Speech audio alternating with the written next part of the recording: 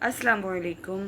Maryam voice में आपको खुश आमदीद। नाजरीन, आज हम बात करेंगे हज़रत उमर फ़ारूक रज़ी अल्लाह ताला अन्हु के बारे में कि इस्लाम लाने से पहले आप किस दीन पर थे और कैसे आप इस्लाम लाए। ये सब जानने के लिए आपसे गुजारिश है कि हमारी वीडियो को आखिर तक ज़रूर देखिएगा। अगर पसंद आए तो लाइक, शेयर, सब्सक्राइब भी कीजिएगा।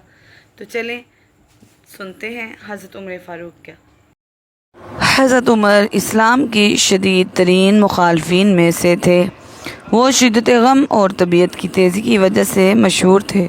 मुसलमानों को इनको हाथों बड़ी तकलीफ़ों और सज़ाओं का सामना करना पड़ता था।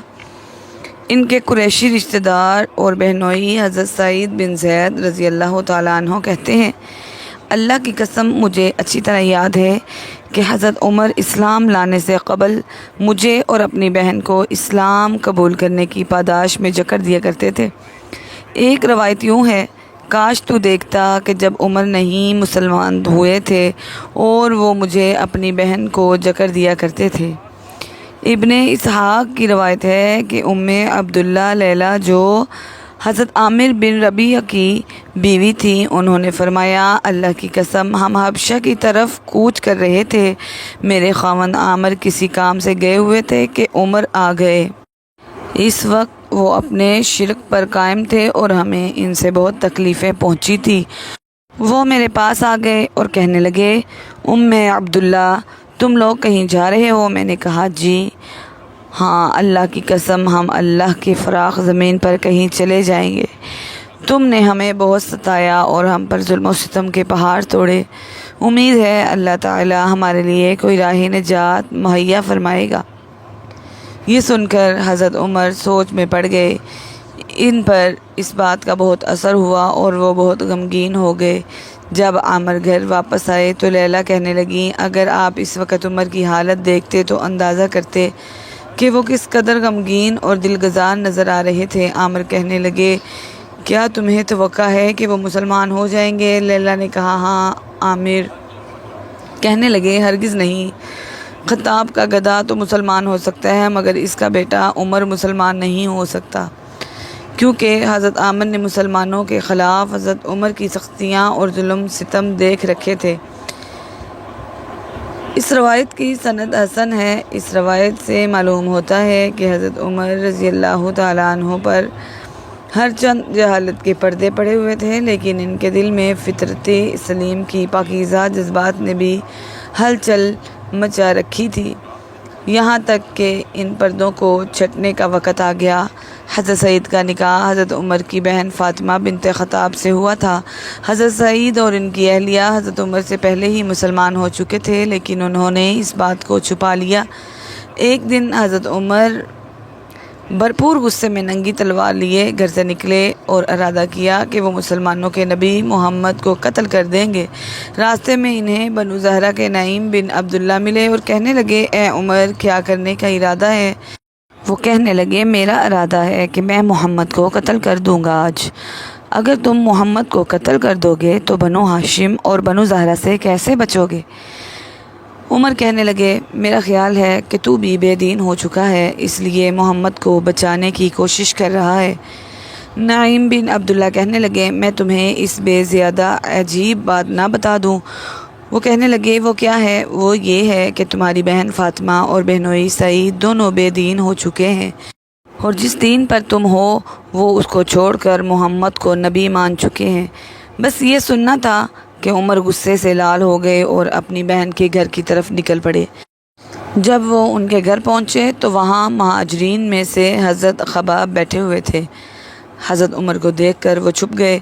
उमर घर में दाखिल हुए और कहा, ये कैसी आवाज़ आ रही थी घर से? आपकी बहन उस वक़्त सूरत वहा की तिलावत कर रही थी। वो डर गई और कहा कि कुछ नहीं, हम बस बातें कर रहे थे। शायद तुम दोनों भी मोहम्मद की तरफ माइल हो गए हो। आपकी बहन का शोहर हज़रत सईद कहने लगा, ए उमर, अगर तुम्हारे दीन के अलावा किसी और दीन में हक़ हो तो फिर तुम क्या कहोगे? हज़रत उमर ने यह सुना तो हज़रत सईद पर हमला कर दिया, जिस पर उनकी बहन बीच में आ गई और इन्हें चोट लग गई। बहन का खून देखा तो उमर को गुस्सा कुछ कम हुआ और कहने लगे, मुझे भी वो सुनाओ जो तुम लोग पढ़ रहे थे। بہن کہنے لگی تم ناپاک ہو، جاؤ پہلے غسل کرو۔ آپ نے غسل کیا۔ حضرت عمر پڑھنا جانتے تھے، اس لیے آپ نے سورۃ طٰہٰ کی تلاوت کی۔ تلاوت کے بعد کہنے لگے محمد کہاں ہیں؟ میں ان سے ملنا چاہتا ہوں۔ حضرت خباب جو گھر میں چھپے تو بعد میں آپ کی بات سن کر فوری باہر آئے اور کہنے لگے اے عمر، تمہیں بشارت ہو، ہمارے نبی محمد صلی اللہ علیہ وآلہ وسلم نے جمعرات کی رات کو یہ دعا مانگی تھی، اے اللہ اسلام کو عمر بن خطاب یا عمرو بن ہشام یعنی ابو جہل کے ذریعے عزت عطا فرما۔ مجھے امید ہے کہ حضور کی یہ دعا تمہارے حق میں قبول ہو گئی ہے۔ اس وقت حضور اس گھر میں تھے جو صفا پہاڑ کے دامن میں تھا۔ حضرت عمر یہاں سے چل کر دار ارقم میں پہنچے۔ اس وقت گھر کے دروازے پر حضرت حمزہ اور حضرت طلحہ پہرا دے رہے تھے۔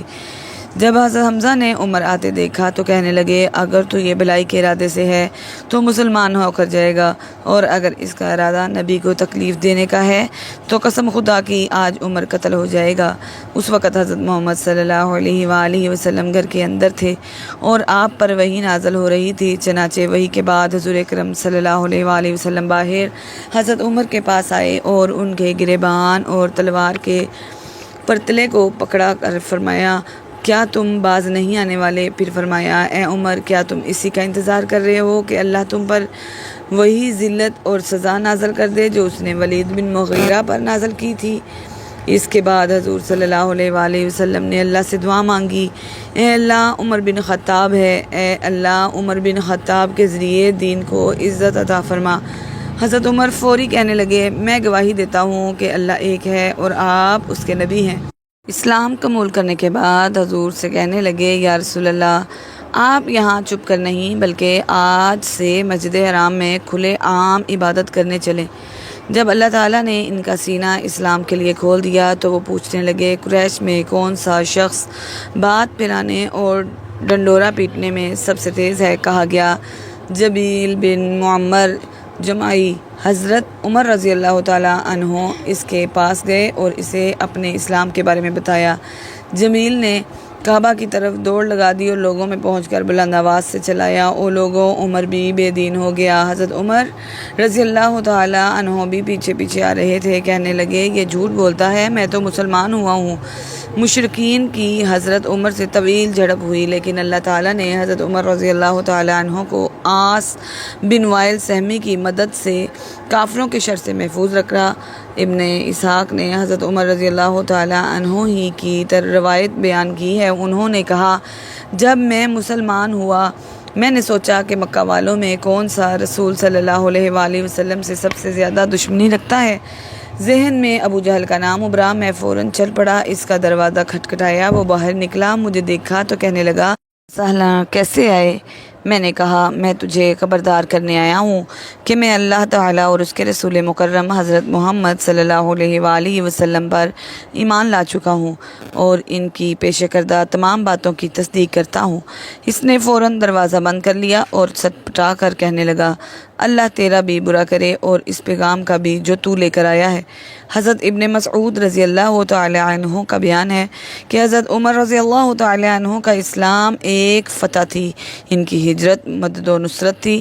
ان کے اسلام لانے سے پہلے ہم کعبہ کے پاس نماز پڑھنے کا تصور بھی نہیں کر سکتے تھے۔